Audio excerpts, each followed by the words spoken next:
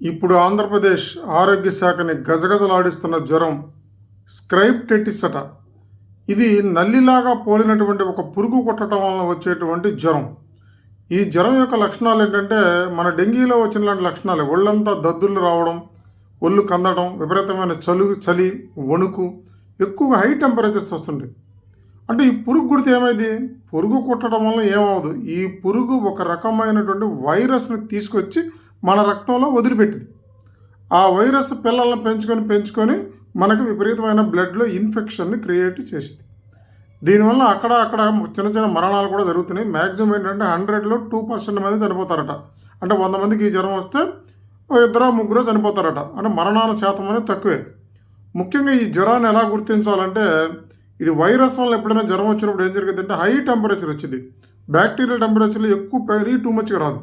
ఎక్కువ 104, 105 వచ్చిందంటే వైరల్ టెంపరేచర్ని గుర్తుపెట్టుకోండి.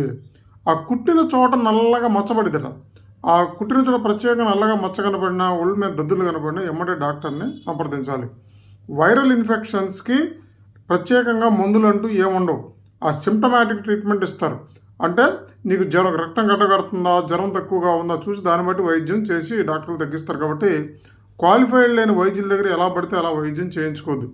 బాడీ మీద మచ్చ కనపడితే దగ్గరలో ఉన్న ప్రభుత్వ ఆసుపత్రి కానీ ప్రైవేట్ ఆసుపత్రి కానీ వెళ్ళి నిర్ధారణ పరీక్షలు చేయించుకొని చక్కగా వైద్యం చేయించుకోండి. ఇది ఎక్కువగా అపరిశుభ్ర ప్రాంతాల్లో ఉండేదట ఈ పురుగు. అలాగే పశువుల బంధువుల దగ్గర, గొర్రెల దగ్గర, బర్రెలు ఉండే ప్రాంతాల్లో, పశువుల దగ్గర ఉండే మనుషులకి ఈ పురుగులు కుట్టే అవకాశం ఎక్కువ. కాబట్టి పరిశుభ్రమైన ప్రదేశాల్లో ఉండడానికి ప్రయత్నం చేయండి. బాడీ మీద ఎక్కడైనా మచ్చ కనపడితే కనుక జ్వరం సిమ్టమ్స్ ఉంటే ఇమ్మీడియట్గా పరీక్ష చేయించుకున్న తర్వాత వైద్యం చేయించుకోండి. బండగుర్తి మచ్చ ఒకటి, వైరల్ టెంపరేచర్ ఎక్కువగా టెంపరేచర్ 104, 105 వస్తుంది. దాన్ని బట్టి ఇది వైరస్ ఈ పురుగు కొట్టడం వల్ల మన శరీరంలో ప్రవేశించిందని గమనించండి. అజాగ్రత్తగా ఉండకండి.